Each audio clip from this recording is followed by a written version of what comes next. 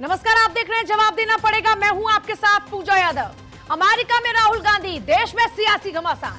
विदेश में बैठे राहुल गांधी रोज नया शिकूफा छोड़ रहे हैं।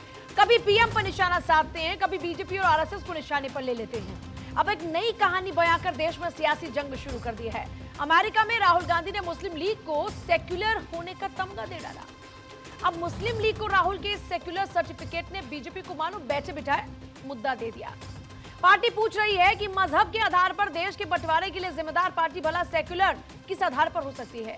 बीजेपी ने वॉशिंगटन में राहुल के कार्यक्रम के दौरान सुनीता विश्वनाथ की मौजूदगी पर भी सवाल उठाए। सुनीता विश्वनाथ पर कई विवादास्पद मुस्लिम संगठनों से जुड़े होने और उनके कार्यक्रम आयोजित करने के आरोप लगते रहे हैं। मुस्लिम लीग को सेक्युलर बताया, देश को सियासी मुद्दा थमाया। मुस्लिम लीग को certificate, Rahul Gandhi hit wicket. Rahul के बोल सियासी झोल। राहुल गांधी अमेरिका के दौरे पर हैं, जहां से हर रोज एक नई टिप्पणी को लेकर सुर्खियों में रहते हैं। एक बार फिर राहुल की मुस्लिम लीग के समर्थन को लेकर बीजेपी के निशाने पर हैं। राहुल गांधी के मुस्लिम लीग वाले बोल पर सियासी घमासान मचा है। बीजेपी और कांग्रेस के नेताओं के बीच आरोप प्रत्यारोप का दौर शुरू हो गया। राहुल के बोल विदेश के हैं, लेकिन ट्विटर वॉर देश में छिड़ा है। अमेरिका में राहुल गांधी के मुस्लिम लीग वाले बोल पर बीजेपी आईटी सेल के प्रमुख अमित मालवीय ने पाकिस्तान के मुस्लिम लीग जिन्ना से जोड़ दिया, जिस पर विवाद खड़ा हो गया। अमित मालवीय ने ट्वीट कर कहा कि जिन्ना की मुस्लिम लीग, जो धार्मिक आधार पर भारत के विभाजन के लिए जिम्मेदार पार्टी है, राहुल गांधी के अनुसार एक धर्मनिरपेक्ष पार्टी है। उनका बयान कपटी और कुटिल जैसा लगता है। अमित मालवीय के ट्वीट का जवाब देते हुए कांग्रेस प्रवक्ता पवन खेड़ा ने कहा कि अनपढ़ हो भाई, केरल की मुस्लिम लीग और जिन्ना की मुस्लिम लीग में फर्क नहीं मालूम। जिन्ना वाली मुस्लिम लीग वो जिसके साथ तुम्हारे पूर्वजों ने गठबंधन किया, दूसरी वाली मुस्लिम लीग वो जिसके साथ भाजपा ने गठबंधन किया था। सिर्फ ट्विटर वॉर नहीं, बल्कि इसे लेकर जुबानी जंग भी शुरू हो चुकी है। बीजेपी और कांग्रेस में वार पलटवार का दौर जारी है। उन्होंने जिस प्रकार की बात पहले सैन फ्रांसिस्को में बोली, फिर वॉशिंगटन में बोली, प्रेस क्लब में आकर वो ये कहते हैं कि मुस्लिम लीग तो एक सेकुलर संगठन है। मान्यवर, हम ये पूछना चाहते हैं, यदि मुस्लिम लीग सेकुलर संगठन है तो जब आपकी मुस्लिम लीग के साथ गठबंधन सरकार थी तो जून 2013 में केरल की मल्लापुरम की जिला परिषद ने प्रस्ताव पारित कर दिया था कि चूंकि वह मुस्लिम बाहुल्य हो गया है, इसलिए लड़कियों की शादी की आयु जो 18 वर्ष थी उसे घटा के 16% कर दी जाए। और मुस्लिम लीग कांग्रेस गठबंधन की सरकार ने उसे मान्यता दे दी थी। बाद में कांग्रेस के नेता कहते हैं पढ़े लिखे नहीं है क्या? मेरा कहना है दिखाई नहीं पड़ता क्या? देखिए, इस पे मेरी तरफ से कोई टिप्पणी इसलिए नहीं हो सकती कि उन्होंने अपॉइंटमेंट मांगा है और राहुल गांधी विदेश में हैं, तो वो जब उनको अपॉइंटमेंट देंगे और खड़गे साहब, तो उसके बाद कांग्रेस फैसला करेगी कि क्या करना है। दरअसल राहुल गांधी ने वॉशिंगटन डीसी के नेशनल प्रेस क्लब में एक सवाल के जवाब में कहा कि मुस्लिम लीग पूरी तरह से सेक्युलर है, इनमें नॉन सेक्युलर जैसा कुछ नहीं। केरल में कांग्रेस पार्टी का इंडियन यूनियन मुस्लिम लीग के साथ गठबंधन है। Bureau report, Bharat 24। देखिए, सवाल तो कई हैं। सवाल ये है कि यहाँ पर इस मुस्लिम लीग को लेकर इतना बवाल शुरू हो चुका है। भारतीय जनता पार्टी कह रही है कि राहुल गांधी को कैसे इसमें सेक्युलर चीजें नजर आती हैं। चलिए चर्चा की शुरुआत कर लेते हैं खास मेहमान के साथ में। एक बड़ा पैनल हमारे साथ में इस वक्त मौजूद है। विनीत त्यागी, प्रवक्ता बीजेपी, विंग कमांडर अनुमा आचार्य हमारे साथ में, प्रवक्ता कांग्रेस, गुलाम सरवर साहब इस्लामिक स्कॉलर हमारे साथ में इस वक्त है, संजय मिश्रा राजनीतिक विश्लेषक हमारे साथ में स्टूडियो मौजूद है, सूर्य मैथिल राजनीतिक विश्लेषक हमारे साथ में इस वक्त हैं, और अमित मिश्रा जी हमारे कंसल्टिंग एडिटर भी हमारे साथ में इस वक्त हैं। क्योंकि बात यहां पर सबसे पहले कांग्रेस की ही हो रही है, तो कांग्रेस के साथ ही शुरुआत कर लेते हैं, क्योंकि बड़े आरोप यहां पर भारतीय जनता पार्टी ने लगाने शुरू कर दिए और इस वक्त आमना सामना दोनों पार्टी का हो रहा है। अनुमा आचार्य, सबसे पहले मैं आपका स्टैंड चाहूंगी। बीजेपी कह रही है कि आप कैसे सेक्युलरिज्म ढूंढ सकते हैं उस पार्टी में जिसमें लगा ही मुस्लिम लीग है।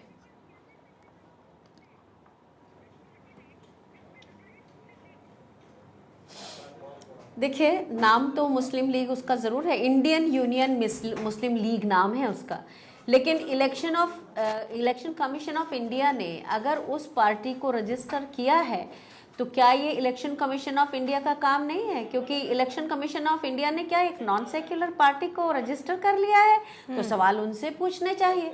भारत की पार्टियां सेक्युलर पार्टियां ही हैं, आमतौर पर। और जो कुछ जो अपने अपने, जैसे भारतीय जनता पार्टी भी कोई सेंट्रिस्ट पार्टी तो है नहीं, राइट विंग पार्टी है, तो वो हो सकता है कि अगर उनका कोई फिलॉसफी हो, लेकिन इलेक्शन कमीशन ऑफ इंडिया ने जब उसे रजिस्टर किया है तो ये सवाल वहाँ से होना चाहिए। पर हमें लगता है कि जब हम तो नहीं कह रहे थे कि पढ़े लिखे हैं या नहीं हैं, लेकिन अब अमित मालवीय खुद ही अपने लक्षण दिखाते हैं तो पता चलता है कि वो पढ़े लिखे हैं कि नहीं। असल में इनकी दिक्कत ये है ना कि ये पहले हिंदू महासभा जो इनके पूर्वज थे, उन्होंने मुस्लिम लीग के साथ में मिलकर सरकार चलाई थी, और सावरकर ने तो 3 मई 1940 को मुस्लिम लीग को तो बधाइयां भी दी थी। तो इनके चोर की दाढ़ी में जो तिनका है उसके कारण ऐसी बातें करते हैं। जो सवाल इलेक्शन कमीशन ऑफ इंडिया से पूछना चाहिए वो हमसे पूछ के क्या करिएगा। विनीत त्यागी, जवाब दीजिएगा इस बात का। देखिए, बात को घुमा रही हैं मेरी बहन। यहाँ पर सबसे बड़ी बात क्या है कि ये कह रहे हैं हमने तो कहा नहीं। पवन खेड़ा जी आपकी पार्टी के प्रवक्ता नहीं है क्या? उन्होंने कहा ना कम पढ़े लिखे वाली बात। दूसरी, ये इंडियन यूनियन मुस्लिम लीग है क्या? इंडियन मुस्लिम लीग जो कि भारत के विभाजन में जिसने बड़ी भूमिका निभाई और जिसका जन्म ही केवल इसलिए हुआ क्योंकि हिंदुओं के प्रति जो नफरत थी उसकी वजह से जिसका जन्म हुआ, उसके बाद जो उसके नेता यहाँ बचे थे विभाजन के बाद, उन्होंने इंडियन यूनियन मुस्लिम लीग बनाई, जिसका जो पहली मांग थी विभाजन के बाद वो यही थी कि भारत में जो मुसलमान बचे हैं उनके लिए शरिया कानून लागू होना चाहिए। आप कोई भी उठा लीजिए, चाहे वो लड़कियों की विवाह की आयु की बात हो, ट्रिपल तलाक की बात हो, CAA की बात हो, हर जगह तो वो विरोध में खड़े नजर आए। और मैं 2003 का आपको मराठ का जो मैसेकर हुआ था, ये नरसंहार हिंदुओं का हुआ था, उसमें जोसेफ जी की रिपोर्ट रही है जिसमें साफ साफ कहा गया कि पार्टी का इन्वॉल्वमेंट था, पूरा कम्युनल एंगल था, केवल इसलिए उनको मार दिया गया क्योंकि वो हिंदू थे। रिपोर्ट था। आपके जो उस वक्त के मुख्यमंत्री थे AK एंटनी जी, उन्होंने विरोध किया, CBI इंक्वायरी का विरोध किया। बाद में जाके CBI इंक्वायरी हुई, उसमें जो इंडियन यूनियन मुस्लिम लीग के नेता थे उनको लिप्त पाया गया। तो जवाब ले लेती किस हूं, तरह से एक बार जवाब लेती हूं। बोलिए अनुमा जी, क्या कहना चाह रही हैं? और अनुमा जी कुछ अपने स्क्रीन पे, मोबाइल के स्क्रीन पे कुछ दिखाना भी चाह रही हैं। मैं तो आपको पहले ये दिखा रही हूँ जिसमें सावरकर ने जो है वो बधाई दी है, वो दिखा रही हूँ। ये 4 मई 1940 का ये जो हिंदुस्तान पेपर की न्यूज है, ये बता रही हूँ।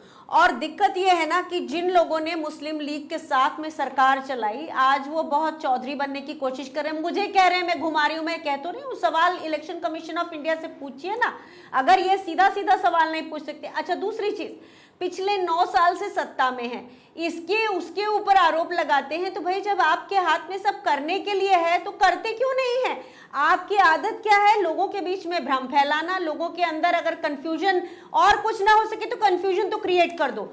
तो जिस चीज को विनीत जी कह रहे हैं, देखिए मैं फौज में 24 साल रही हूं, मैं राजनीति में नई आई हूं, लेकिन उसके बावजूद एक बात आपको बता दूं कि मैं इस तरह से भरमा नहीं सकती लोगों को।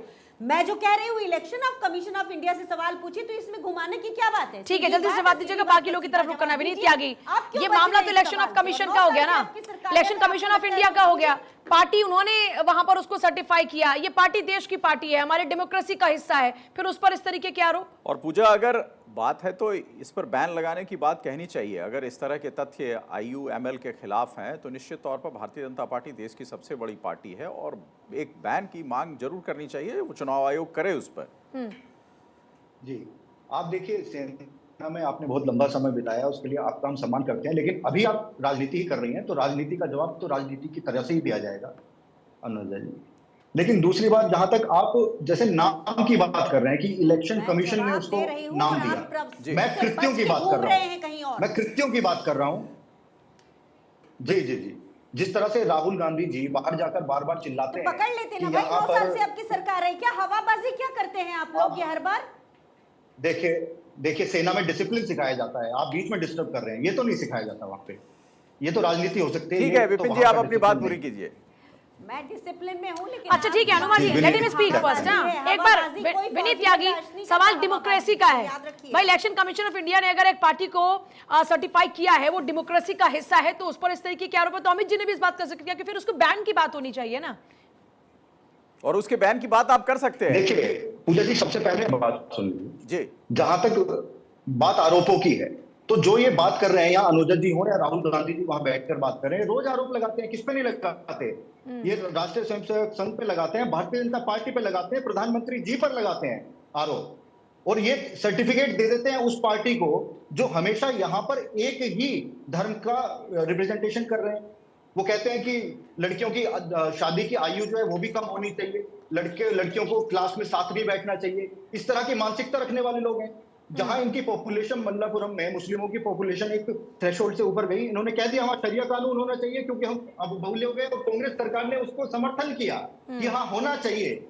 ये कैसा धर्मनिरपेक्षता है इस देश में? केवल हिंदुओं को ही नीचा करने के लिए मैं आपके पास वापस लौट रही सर, बाकी और लोग भी जरा एक बार उनको भी शामिल कर लेते हैं। अमित मिश्रा जी, अब सवाल यहाँ पर ये उठता है कि इस धर्मनिरपेक्षता की बात हम शुरुआत से लेकर आज तक सुनते आ रहे हैं, लेकिन इसके नाम पर ही कब तक राजनीति चलती रहेगी? एक बार फिर से इसको हम लेकर देख रहे हैं कि सियासत शुरू हो चुकी है। पूजा, सबसे बड़ी बात है कि राजनीति और धर्म को तो अलग किया ही नहीं जा सकता है। महात्मा गांधी जो हमारे राष्ट्रपिता रहे हैं, उनकी किताब है द ट्रूथ। मैं बहुत से प्रवक्ताओं से ये अनुरोध करूंगा, विनम्र अनुरोध, कि उसको एक बार पढ़ें, क्योंकि पढ़ना बहुत ज़रूरी होता है राजनीतिक तौर पर टीका टिप्पणी करने से पहले। दूसरी बात जिसका जिक्र भारतीय जनता पार्टी के प्रवक्ता कर रहे थे, उससे मैं बहुत हद तक सहमत हूं कि ये तमाम जो चीज़ें हैं ये आरोप हैं। तो क्या IUML पर भी जो बातें कही गई भारतीय जनता पार्टी की तरफ से जो कही जा रही हैं, वो क्या महज आरोप हैं? और अगर आरोप हैं तो उस विषय में तस्दीक कौन लेगा? तस्दीक सिर्फ चुनाव आयोग ले सकता है, क्योंकि चुनाव आयोग की ही भूमिका होती है किसी पार्टी, किसी व्यक्ति की और संस्था को वो अनुमोदित करता है कि हाँ आपका चुनाव चिन्ह ये है, आप इस चुनाव चिन्ह पर आपका रजिस्ट्रेशन होता है और आप इस क्षेत्र में जाकर चुनाव लड़ सकते हैं। आपने देखा होगा थोड़े दिन पहले बहुत से चुनाव राजनीतिक दल जो हैं उनकी मान्यताएं जो हैं राष्ट्रीय से क्षेत्रीय कर दी गई, वो इसकी लड़ाई लड़ रहे हैं। तो ये भूमिका कुल मिलाकर चुनाव आयोग की होती है। अगर कोई दल राजनीति कर रहा है किसी धर्म के नाम पर, तो जाहिर सी बात है बड़े पॉलिटिकल पार्टी को, बड़े राजनेताओं को उस विषय में संज्ञान लेना चाहिए। भारत धर्मनिरपेक्ष राज्य है और ऐसे में कोई दल अगर धर्म की राजनीति कर रहा है तो निश्चित तौर पर चुनाव आयोग जाना चाहिए। इसके पहले मैं बताऊं, PDP जो महबूबा मुफ्ती की पार्टी है जम्मू कश्मीर में, उसको लेकर कई सवाल खड़े हुए थे कि वो अलगाववादियों के साथ खड़ी रहती थी और चुनाव आयोग ने इस विषय में संज्ञान भी लिया था। तो ये जो नोडल एजेंसी है पूजा, वो चुनाव आयोग है। चुनाव आयोग इस दिशा में बेहतर कदम उठा सकता है और जाहिर सी बात है राजनेताओं को, राजनीतिक दल को उस दिशा में पहल करनी चाहिए। संजय मिश्रा, मैं इसका जवाब पूजा जी जल्दी से, हाँ सर बोले, बाकी लोगों को भी शामिल करना। जी, चुनाव आयोग कोई इन्वेस्टिगेटिंग एजेंसी नहीं है। मैं फिर से आपको वो एग्जांपल दे रहा हूं 2023 कैसी बात कर रहे हैं आप? सीबीआई कैसी, आप क्या बात कर रहे हैं? चुनाव आयोग क्या इन्वेस्टिगेटिंग एजेंसी है? सर तो आपको पॉलिटिकल पार्टी का तगमा कौन देता है? कोई कोर्ट देता है या राजनीतिक दल खुद ब खुद ये ले लेते हैं कि मैं पॉलिटिकल पार्टी हूं? तो भाई साहब आरोप तो साबित करने, उसकी मान्यता कौन खारिज करेगा सर? उसकी मान्यता भी आयोग ही खारिज करेगा ना, चुनाव आयोग के अधिकार में है। जांच तक को इन्होंने मना कर दिया था, उसका अपोज किया था, करने नहीं दिए थी सीबीआई का। खारिज तब कर सकते हैं जब आरोप सिद्ध हो मेरे भाई। आरोप सिद्ध करने का काम चुनाव आयोग का नहीं है। नहीं है, लेकिन आप आरोप सिद्ध करने की बात कहां कहेंगे? डायरेक्ट आप कोर्ट जाएंगे तो आप कोर्ट भी चुनाव आयोग को भेजता है मामला। थोड़ी सी मैं आपको थोड़े पिछले इसमें ले जाता हूं। सुप्रीम कोर्ट का फैसला है, अभी आपने पढ़ा होगा, उद्धव ठाकरे बनाम शिंदे सरकार पर फैसला आया था। उस विषय में भी चुनाव आयोग की भूमिका जो है वो प्रासंगिक मानी गई है सुप्रीम कोर्ट की तरफ से, और सुप्रीम कोर्ट ने यह कहा है कि अगर उनके सिंबल पर भी डिसीजन लेना है तो वो आयोग लेगा। ये स्पष्ट है। तो चुनाव आयोग जो है उसकी भूमिका बड़ी होती है किसी भी राजनीतिक दल को मान्यता देने के लिए और उसकी मान्यता खारिज करने के लिए। उसका एक बड़ा बैकग्राउंड है, आप उसको ऐसे हवा में कंपेयर नहीं कर सकते हैं। नहीं, पर विनीत त्यागी, फिर वही बात है ना कि उसका प्रोसेस आगे बढ़ाया जाए ना। सेंट्रल एजेंसीज आपके पास थाने में जाकर थोड़ी तो आगे उस पर काम किया जाए। यहाँ पर जो एक तर्क निकल कर आए वो ये है, मैं शरिया कानून की मांग करना, उसकी वजह से क्या किसी की मान्यता रद्द की जा सकती है? लेकिन वो आपकी मानसिकता तो दिखाता है ना, क्या उसको भी आंख बंद करके देखा जा सकता है क्या? तो फिर खामोशी से बैठा जाए? मतलब आप ये कह रहे हैं कि बस अवेयर किया जा रहा है। संजय मिश्रा, मैं आती हूँ मैम, सबके पास आती हूँ करके, जरा और भी लोग काफी देर से इंतजार कर रहे हैं। संजय मिश्रा, मतलब बात ये हो गई कि अब लोगों को अवेयर करना जरूरी हो जाता है। जो इस तरह की मानसिकता वाली पार्टी है उनके प्रति लोगों को अवेयर किया जाए, और बीजेपी यही काम कर रही है। नहीं, बिल्कुल बीजेपी यही काम कर रही है। बीजेपी ने बहुत टाइम काम किया जम्मू एंड कश्मीर में महबूबा के बारे में, और ये बीजेपी ने ही काम किया था। लेकिन सरकार भी बीजेपी ने जाकर के बनाई थी महबूबा के साथ बैठ करके। तो इस पे सवाल उठता है कि बीजेपी क्या करना चाह रही है, क्या विपक्ष को सिर्फ बदनाम करके अपनी राजनीतिक रोटी सेकना चाह रही है? ये एक सवाल उठता है। क्यों कि जो श्यामा प्रसाद मुखर्जी के नाम पर बीजेपी राजनीति कर रही है, क्या ये सच नहीं है कि ये इंडियन मुस्लिम लीग नहीं, वो मुस्लिम लीग जिसने पाकिस्तान का बंटवारा किया था उसके साथ इन लोगों ने क्या सरकार नहीं बनाई थी? ये तो कोई झूठ नहीं है, ये तो सच है, इतिहास में है। तो फिर श्यामा प्रसाद मुखर्जी जी ने अंग्रेजों भारत छोड़ो आंदोलन का मुस्लिम लीग के साथ मिलकर अंग्रेजों को रास्ता भी बताया था कि भाई कांग्रेस के जो आंदोलनकारी इनको कैसे कुचला जा सकता है। तो ये तो फैक्ट्स है, सब इतिहास में है। लेकिन आपको राजनीति करनी है, आप करिए, आप केरल में जाइए और जनता को समझाइए कि ये मुस्लिम लीग तुम्हारे विरुद्ध में है, आप इसे वोट मत करो। लेकिन आप ये कह रहे हैं कि चुनाव आयोग के मतलब क्षेत्र में ही नहीं आता है, ये विनीत साहब कैसी बात कर रहे हैं आप बीजेपी के प्रवक्ता हैं साहब, आप जरा देखिए कि चुनाव आयोग के अधिकार क्या हैं और रजिस्टर्ड कौन करता है। अमित जी ने जो बात रखी है मेरे हिसाब से बिल्कुल ठीक बात है। मिश्रा जी, सर कंप्लीट कर लूं मैं, सर कंप्लीट कर लूं, आप बोलिएगा।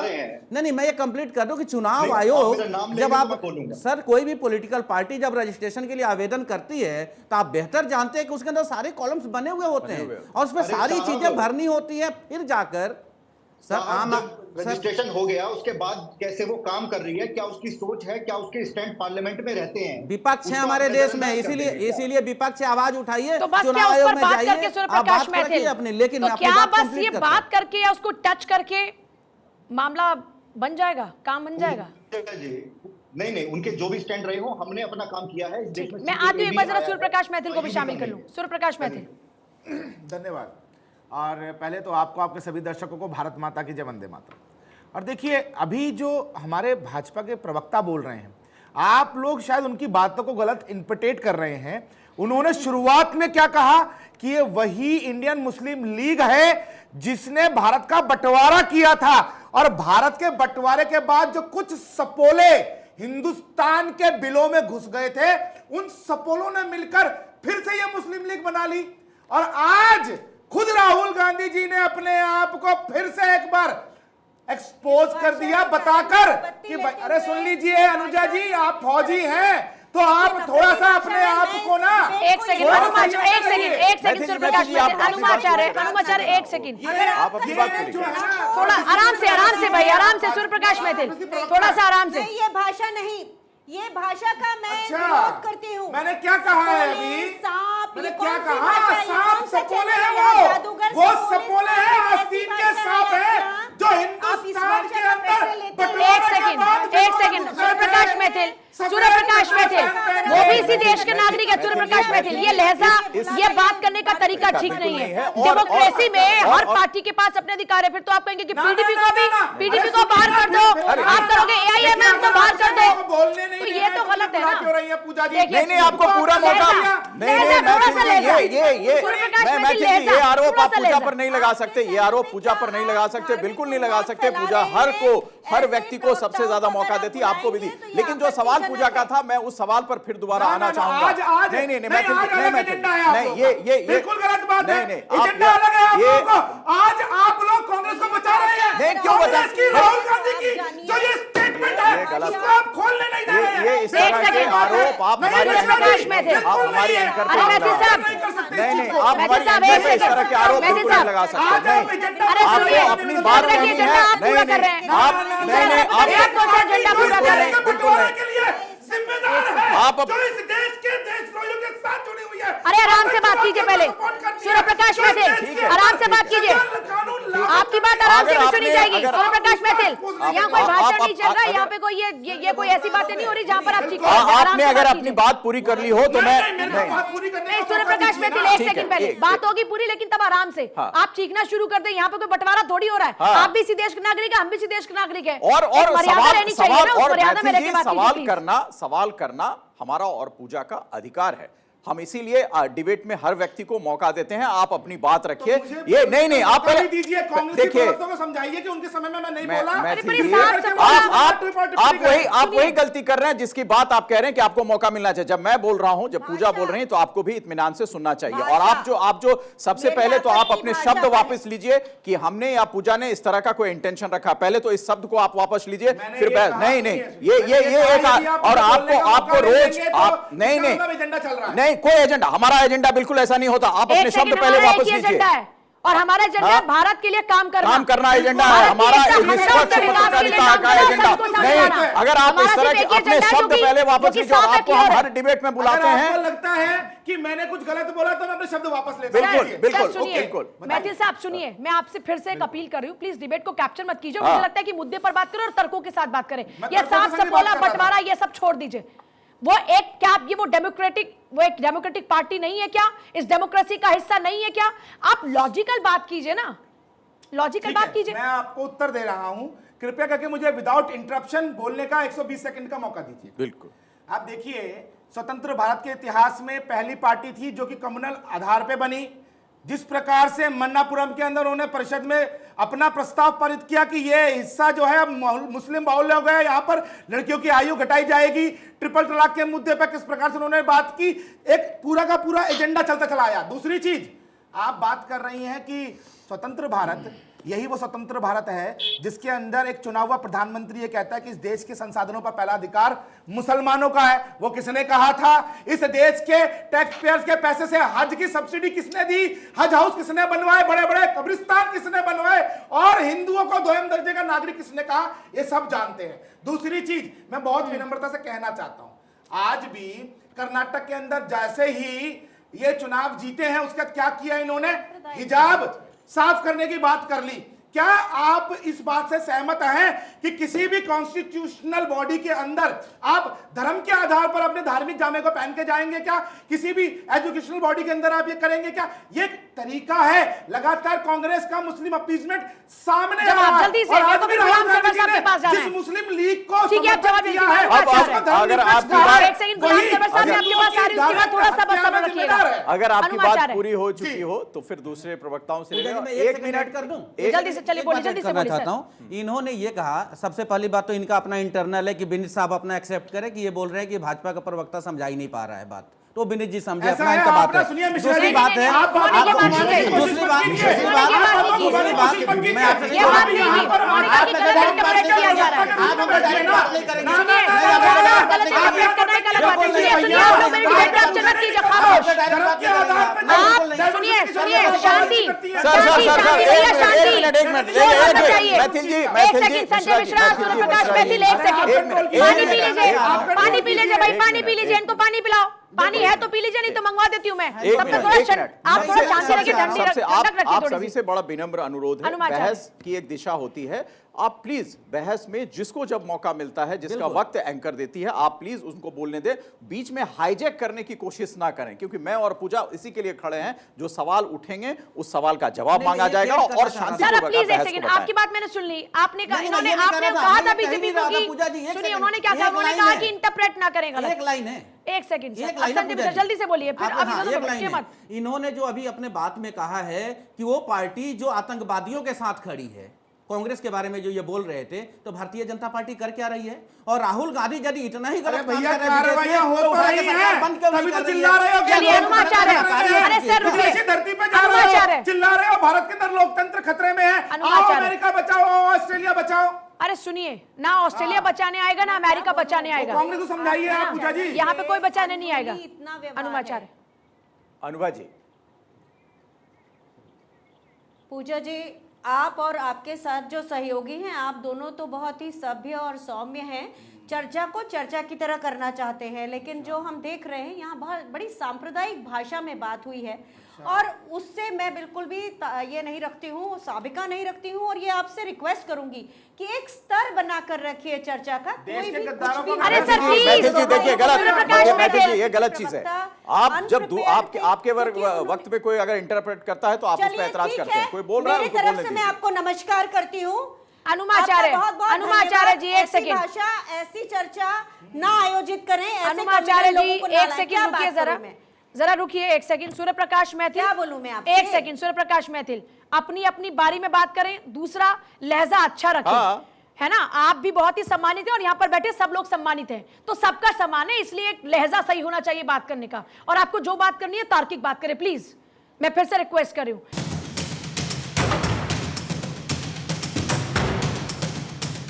गुलाम सरवर साहब, अब बात ये हो रही है कि देश तो शरीयत से नहीं चलेगा, देश तो चलेगा संविधान से। और जो ऐसी बात करें उनको क्या जवाब देंगे? नहीं, ये तो बड़ी अच्छी बात आपने की पूजा जी। देश तो संविधान से ही चलेगा। एक बात बताइए कि जो बात पवन खेरा जी ने कही है, उन्होंने ट्वीट किया या कहा तो गलत क्या कहा? इंडियन यूनियन मुस्लिम लीग की स्थापना कब हुई? ये बात अगर भारतीय जनता पार्टी के आईटी सेल को भी नहीं पता है तो ये इनकी अपनी कमजोरी है। ये तो उन बातों को पकड़ते हैं जो इनको सूट करता है, और इनकी राजनीति टोटली हिंदू एपीजमेंट पर है। हिंदू तुष्टीकरण के लिए मुसलमानों का सिर्फ नाम लेना है, बस काम तो करना नहीं है। जैसे पिछली सरकारों ने मुसलमानों को माने लॉलीपॉप थमाया, आज की सरकार हिंदुओं को सिर्फ लॉलीपॉप थमा रही है। यही तो तुष्टीकरण है।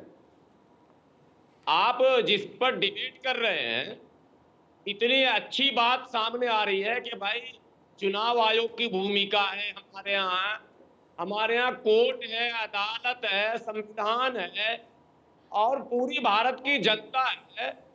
आप सिर्फ एक पॉइंट उठाकर, अभी इनका बयान आ रहा है कि देखिए जिसने देश को बांटा, राहुल गांधी उसके साथ खड़े हो गए। तो जोड़ने का काम किसने किया देश को? गुलाम सरवर साहब, वो पार्टी बताइए फिर जिसने देश के हिंदू मुसलमान को जोड़ने का काम किया हो, भारतीय एकता पर काम किया हो और इस खाई को पाटने का काम किया हो, ना कि बढ़ाने की। और तभी वो जो सेक्युलरिज्म की बात हम करते हैं, तभी वो पॉलिटिकल रूप से सही मायने में आएगी ना सामने। देखिए, मंचों पर जो बातें होती है उसी को लोग नोटिस में लेते हैं। मंच पर खुलेआम भारतीय जनता पार्टी के नेता पाकिस्तान भेज दूंगा, कब्रिस्तान भेज दूंगा और हिंदू राष्ट्र बना दूंगा और क्या क्या नहीं करूंगा, ये मंच से कहते हैं, हालांकि करते कुछ भी नहीं है। अच्छा, इसी तरह से सरवर साहब, दूसरे वैसे ये एक चर्चा का विषय नहीं है। मैं एक जनरल क्वेश्चन आपसे पूछ रही हूँ कि अगर ये हिंदू राष्ट्र घोषित हो तो क्या मेरे मुस्लिम भाइयों को ये लगता है कि वो खतरे में आ जाएंगे या इस्लाम खतरे में आ जाएगा? इन जनरल क्वेश्चन में ये आपसे पूछ रही हूँ। नहीं, सही, अच्छा क्वेश्चन आपने किया। मैथिल जी से पूछिए, इनको हिंदू राष्ट्र चाहिए या सनातन राष्ट्र चाहिए? अरे हिंदू तो सभी लोग हैं भारत के, सुप्रीम कोर्ट ने कह रखा है। ये बड़ी खूबसूरत बात आपने कही। तो है ही। अच्छा, जल्दी से एक बात मैं आपसे फिर दोहरा रही हूँ। मैं सर आती हूँ एक सेकंड। मैं एक सवाल फिर से पूछ रही हूँ कि किसने जोड़ने का काम किया? जिस सेक्युलर होने की बात लगातार की जा रही है, वो कौन सी पार्टी है जिसने काम किया इस पर? बीजेपी छोड़ दीजिए, आप कह रहे बीजेपी तो बांटने का काम करे, जोड़ने का काम किस पार्टी ने किया? जल्दी से। और कांग्रेस पे भी यही आरोप लग रहा है कि उसने बांटने का काम किया। ईमानदारी से किसी दल ने जोड़ने का काम नहीं किया पर्दे के पीछे से, लेकिन प्रत्यक्ष रूप से वो तमाम पार्टियां जिनके पास सेकुलर होने का सर्टिफिकेट है, उन्होंने कम से कम मंच से तोड़ने का काम नहीं किया। अच्छा, तो वो कौन सी पार्टी है? सेकुलर होने का सर्टिफिकेट सरवर साहब कौन देगा? सेकुलर होने का सर्टिफिकेट जो है वो किसी भी राजनीतिक दल को कैसे मिलेगा? कौन देगा उसको? क्या वो मंच से अपनी बात ना कहें तब होगा? आप तो कह रहे हैं कि कांग्रेस ने भी यही काम किया जो बीजेपी कर रही है। फिर देखिए, प्रत्यक्ष और अप्रत्यक्ष भारतीय जनता पार्टी खुलकर मंच से बोलती है कि मैं हिंदू का हितैषी हूं, बाकी के लिए मैं काल हूं। आप कांग्रेस का नाम खुलकर क्यों नहीं ले पा रहे हैं? अगर आपको लगता है कि कांग्रेस सेक्युलर है और उसने कभी बांटने की बात नहीं की तो कांग्रेस का नाम खुलकर लीजिए। मेरी नजर में तमाम पार्टियां सेकुलर हैं, चूंकि चुनाव आयोग ने सबको मान्यता दे रखी है। दो बातें कर रहे हैं आप। मंचों से जो आपको किस बात का डर है? उसमें भारतीय जनता पार्टी खुलकर खेलती है, बाकी पार्टियां तो फिर वो भी तो सेकुलर पार्टी हुई। आप कह रहे हैं कि भैया और चुनाव आयोग ने उसी आधार पर दिया है, तो फिर वो भी सेकुलर पार्टी हुई और आप उसी के बारे में इतना ऐसी बात बोल रहे हैं। सेकुलर है, सांप्रदायिक पार्टी सेकुलर है। ठीक है अनुमा आचार्य, फिर त्यागी जी मैं आपके पास आ रही हूँ। बोलिए अनुमा आचार्य।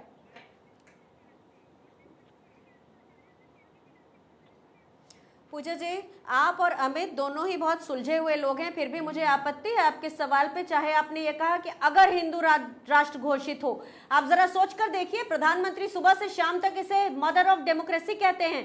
हमारी जो हैसियत और इज्जत है वो इस पूरे पूरे विश्व की सबसे बड़े लोकतंत्र के कारण है, किसी हिंदू राष्ट्र के कारण है क्या? नहीं ये नहीं सवाल अनुभा जी आपको अनुभा नहीं जी पूछना अनुभा जी चाहिए था। मैं खैर, एक सेकंड आपकी आपसे मर्जी है, आपका प्रोग्राम है, आप एंकर हैं, आप कुछ भी कर सकती हैं, अनुभा लेकिन- जी आप गलत समझ पूजा गए। जी का पूजा का ये बाकी मकसद बात नहीं करती हूँ। नहीं नहीं अनुभा जी आप बहुत वरिष्ठ हैं, हम लोग सब आपकी इज्जत करते हैं।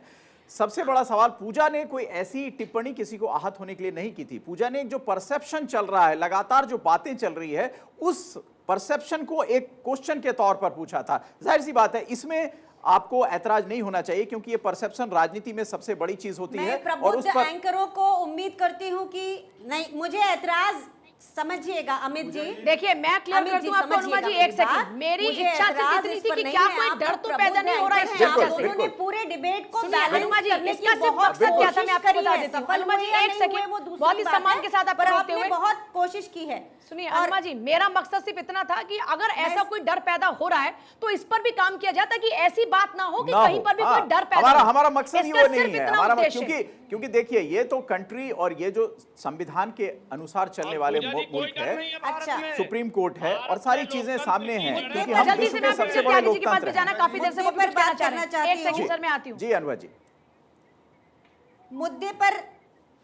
मुद्दे पर एक बात और कहना चाहती हूँ कि 2012 में नागपुर चुनाव में जब भारतीय जनता पार्टी IUML के 2 कैंडिडेट्स को अपने साथ मिलाती है, क्योंकि उनको अपनी 73 सीट्स पूरी करनी है, उस समय वो सेक्युलर होती है। और अगर किसी दूसरे लोगों ने इलेक्शन कमीशन के आधार पर अगर उस पार्टी को सेक्युलर कहा, तो भारतीय जनता पार्टी को प्रॉब्लम है। अगर अमित मालवीय की ट्वीट देखेंगे तो उन्होंने जिन्ना वाली मुस्लिम लीग की बात की है, जिसके साथ उनका बहुत अच्छा गठजोड़ हुआ था। श्यामा प्रसाद मुखर्जी ने उनके साथ रहकर सरकार बनाई थी, हिंदू महासभा और मुस्लिम लीग की। तो उस पर अमित मालवीय का ट्वीट था, जिस पे ये इतना बड़ा प्रोग्राम है, जबकि आज मेरे देश की पहलवान बेटियां परेशान हो रही हैं, देश में महंगाई बेरोजगारी के मुद्दे, इसको अहम मुद्दा बना के हम आज डिबेट कर रहे हैं। क्या और कोई हमारे पास टॉपिक्स नहीं बचे?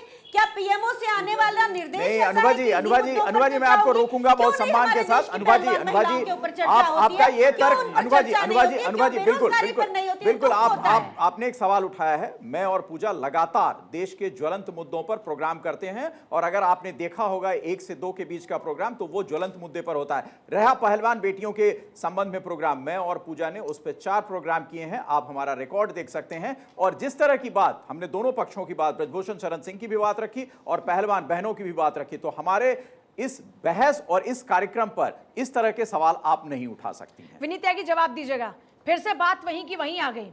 अनुमा कह रही हैं कि आप जवाब दीजिए, कटघरे में तो आप हैं, आप तो गलत फंस गए। देखिए पूजा जी, सबसे पहले तो ये बार बार चुनाव आयोग की जो बात की जा रही है ना, इस कुतर्क के बारे में मैं कुछ कहना चाहता हूँ। IUML के जो फर्स्ट प्रेसिडेंट चुनाव आयोग ही थे, नकार उनका देंगे कॉन्स्टिट्यूएंट क्या? असेंबली में ये स्टैंड था जी। कि शरीयत लॉ को मुस्लिम्स के लिए इंडिया में लाना चाहिए। क्या इसके लिए चुनाव आयोग किसी की सदस्यता को रद्द कर सकता है, किसी मान्यता को रद्द कर सकता है क्या? लेकिन ये स्टैंड जो है, ये एक पार्टी की मानसिकता को दिखाता है। अनुमा जी, चुटकुले बाद में पढ़िए, राहुल गांधी जी की शायद आप वीडियो देख रहे सक्षम हैं, है, करवा तभी दीजिए, तभी आप अभी करवा इतनी दीजिए। खुशी में हैं। चुनाव आयोग हस्तक्षेप करेगा? अगर अरे संविधान भाई के साहब, खिलाफ डिमांड होगी तो चुनाव आयोग बिल्कुल सुनिए अब बीच में डिस्टर्ब मत करिए। एक-एक वर्ड देखिए, पर आ रही है। पूजा जी, साहब आती हूँ, एक मुझे सेकंड है मुझे। अनइंटरप्टेड मिल जाए तो बड़ा तो लड़के मेहरबानी को उतारू होगी। हैं। आप बोलिए विनोद जी बोलिए। हाँ बोलिए। तो मैं सब बोल रहा हूँ कि कॉन्स्टिट्यूएंट असेंबली में उनका ये स्टैंड था, बड़ा क्लियर स्टैंड था कि शरीयत लॉ मुस्लिम्स के लिए होना चाहिए। उनका ये भी स्टैंड था, फर्स्ट प्रेसिडेंट ऑफ IUML, कि जो यहाँ पे मुस्लिम्स हैं उनके लिए अलग कानून, पूरे देश में अलग अधिकार पर होना विनीत चाहिए। जी, मेरा इसमें एक सवाल है ये कि अगर देश के अंदर अब भी इस तरह की मानसिकता लोगों के अंदर है कि उनको शरीयत चाहिए या उनको इस मुल्क में भी एक अलग कानून चाहिए, तो ऐसी मानसिकता पर काम करना चाहिए ना, और पूजा ताकि में उसमें ऐसी पार्टियां पूजा- पनप ना पाए और ऐसी पार्टी बिल्कुल, एग्जीक्यूशन में अपने आप आए। बिल्कुल। और पूजा एक चीज जी, और मैं जोड़ पूजा- दूंगा। विनीत जी बड़े अच्छे प्रवक्ता हैं, विनीत जी बड़ा अच्छा बोल भी रहे हैं, पार्टी का पक्ष भी रख रहे हैं। चुनाव आयोग के कुछ नियम हैं विनीत जी, और चुनाव आयोग के नियम 19(1)(a) में ये कहा गया है कि कोई भी राजनीतिक दल वो रजिस्ट्रेशन के वक्त जब आता है जाति और धर्म के नाम पर नहीं आ सकता, उसकी वो मान्यता खारिज हो जाती है। अगर अभी भी, मैं तो यही सिर्फ कह रहा हूं आपको, मैंने नियम बताया ना सर, अगर अभी भी किसी भी, विनीत जी एक मिनट मुझे लेट मी फिनिश सर, अगर अभी भी किसी पॉलिटिकल पार्टी को ये लगता है कि ये व्यक्ति, ये संस्था, ये दल एक धर्म निहित एजेंडे को आगे कर रहा है, तो निश्चित तौर पर दूसरे राजनीतिक दल को चुनाव आयोग सुनिए ठीक है, आपने बहुत अच्छी मुझे नियम की बात बता दी। मैं आपसे पूछता हूं कि शरीयत लो की अगर कोई डिमांड करता है, आपके हिसाब से वो कम्युनल है या धर्मनिरपेक्ष? बिल्कुल कम्युनल है। आप कम्युनल है ना? बिल्कुल कम्युनल है। तो आप सर उसकी शिकायत तो कहां करेंगे? हम और आप तो डिसाइड नहीं करेंगे ना। सुनिए, नहीं, अब आप मुझे बताइए कि क्या चुनाव आयोग से इस मांग को करने की वजह से मान्यता रद्द हो सकती है? बिल्कुल हो सकती है सर। नहीं हो सकती है अमित जी, आपको जानकारी का अभाव है। जी सर, हो सकता है, मैं आपसे सीख लूंगा सर। मैं सीख सरकार लूंगा सर, आप जानकारी में आपसे नहीं ले लूंगा सर। सुनिए जी अमित जी, इनकी सरकार सिर्फ राजनीति करेगी हिंदू सर मुस्लिम। मुझे विनीत जी, आप बड़े सुलझे हुए प्रवक्ता लगते हैं मुझे जानकारी का अभाव है, मैं आपसे सीखना भी चाहूंगा। मुझे एक चीज बता दीजिए, किसी भी राजनीतिक दल को सर, किसी भी राजनीतिक दल को कौन मान्यता देता है? कोई थाना देता है, कोई कोर्ट देता है, कोई कचहरी देती है, और अगर उस राजनीतिक दल के ऊपर कोई शिकायत होती है तो हम कहां जाते हैं? कोई भी पॉलिटिकल पार्टी, आप देखें इलेक्शन के समय अगर कोई पॉलिटिकल पार्टी दूसरे एजेंडे पर काम करती है तो कोई कोर्ट थाना नहीं जाता सर, वो चुनाव आयोग में जाता है और वहां उस मुख्तलिफ पार्टी के खिलाफ अपना आवेदन सीईसी को देता है। तो सीईसी चुनाव आयोग जो है उसकी बहुत व्यापक अधिकार है। अगर आपको कोई एतराज है, नहीं, आप अपने तर्क पे पहले वापस आइए सर। आपने बड़ी अच्छी बात की, आपको ज्ञान का अभाव है, मुझे है, मैं तो इसलिए मैं सीखता हूं, लेकिन मैं आपको बताता हूं, nodal agency is election commission, no one else. हाँ, और इसकी बराबर पर इसकी बहुत बड़ी विवेचना हुई है सुप्रीम कोर्ट के द्वारा। आप पढ़ लें सर। कौन कार्रवाई करेगा? बोले मैं अरे गुलाम जी देखिए पूजा जी, यहाँ पे मूल विषय पे आ जाते हैं। और अभी जो पवन खेड़ा जी ने भी कहा था, ऑफिशियल स्टैंड है कांग्रेस का कि भैया ये वो मुस्लिम लीग नहीं है जिसने भारत का बंटवारा किया था। तो मैं पूछना चाहता हूं, इस मुस्लिम लीग जिसके संग आपका गठबंधन है, गले में हाथ डाल के घूमते, उसका संस्थापक कौन था? पहले यही बता दीजिए। मोहम्मद इस्माइल कौन है? वो अविभाज्य भारत के मुस्लिम लीग का केरल का अध्यक्ष था, विपक्ष का नेता था मुस्लिम लीग का, जो कि जिन्ना की पार्टी थी। उसके बाद वह हिंदुस्तान में रहा और हिंदुस्तान के अंदर उसने नई मुस्लिम लीग स्थापित की। तो मैं पूछना चाहता हूं, सांप की अगर वैरायटी बदल जाएगी तो क्या रह जाएगा? एक सेकंड, जब इस देश ने मुसलमानों को स्वीकारा, जब उनको अधिकार दिया इस देश का, तो क्या ये पाकिस्तानी है क्या? नहीं, और ये हिंदुस्तानी है ना? और अगर ये हिंदुस्तानी है तो आप क्या साफ शब्दों की बात करते हो? आप देश को बांटने की बात करते हो क्या? बहुत अरे देश को बांटने की बात करते हो क्या? मैथिल जी देश को बांटने की बात करोगे अम्बेडकर शो के अंदर? मैथिल जी किसने अधिकार दिया? अरे जब यहाँ पर अरे सुनिए सर, मैथिल मैथिल सर, सुनिए जरा, अरे नहीं मैथिल साहब, कांग्रेस फंस गई। अलग अलग के कौन फंस गया, कौन ये जनता तय करेगी। हम सिर्फ बातें रख सकते हैं, जनता के समक्ष बातें रख सकते हैं, जनता ने सरकार चुनी है। संस्थापक एक कांग्रेस जिसका संस्थापक अंग्रेज, एक मुस्लिम लीग जिसका संस्थापक भारत का बंटवारा करने वालों का समर्थक साथी। तो इसका मतलब आप ये कह रहे हैं कि अब तक, अरे सुनिए, कसाब को भी बिरयानी खिलाई जाती है। तो सुनिए, आप ये कह रहे हैं कि अब तक लोकतंत्र, आप ये कह रहे हैं कि अब तक लोकतंत्र का कत्ल होता रहा। जरा सभ्य समाज की बात कीजिए, एक देश के लोकतंत्र का आप हिस्सा, उसकी उस हिसाब से बात कीजिए। आप ये कह रहे हैं कि अब तक लोकतंत्र की हत्या होती रही। छुपा रखा था। आप पहली बात तो पूरे मुद्दे को डाइवर्ट कर रहे हैं, लेकिन मैं फिर आपसे कह रही हूँ, तो आप ये कहना चाह रहे हैं क्या कि अब तक इससे पहले जो आजादी के दिन के बाद हमने काटे इस सरकार से पहले, आप ये कह रहे हैं कि लोकतंत्र की हत्या हो रही है? और दूसरी बात, अब चलिए उसी पे आ जाइए। अजीब बात कर रहे हैं, मुझे बताइए। अरे भैया लॉजिकल बात कीजिए, मैं कितनी बार आपको समझाऊं? का है किस पार्टी के प्रधानमंत्री ने कहा था? मैं पूछना चाहता हूं, आप मुझे बताइए। आपको इसका जवाब अनुमा आचार्य देंगी, इसका जवाब अनुमा आचार्य देंगी। भाई एक सेकंड, किस पार्टी ने बनवाए? सूर्यप्रकाश, आपने अगर अपनी बात पूरी करनी हो तो हम 1 मिनट आपको 2 बातें आपको संज्ञान में ला दें। पहली बात, जिस बात का आप जिक्र कर रहे हैं ना कि मुसलमानों, वहां पर विज्ञान भवन में वो कार्यक्रम था, डॉक्टर मनमोहन सिंह प्रधानमंत्री थे, उन्होंने कहा था अल्पसंख्यकों पर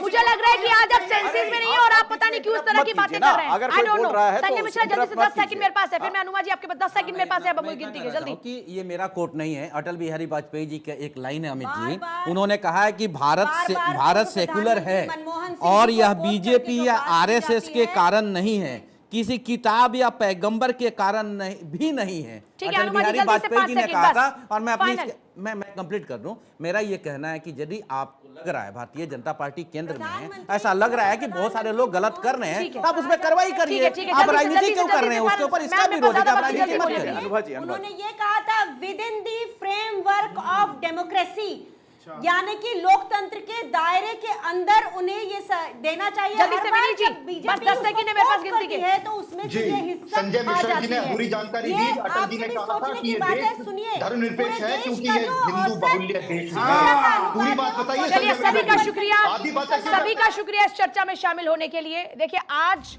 की जो डिबेट है वो बहुत ज्यादा कई जगहों पर भ्रमित हुई, लेकिन फिर भी हमने पूरी कोशिश की कि जो मुद्दा है उस पर ही बने रहें। लेकिन फिर भी जाते जाते इस बात को जरूर रिपीट करेंगे कि यह देश सबका है, इस देश पर सबका अधिकार है। यहाँ पर हिंदू, मुस्लिम, सिख, ईसाई सबका उतना ही अधिकार है, क्योंकि यह देश का संविधान हमें बांटने की बात नहीं करता, एक करने की बात करता है।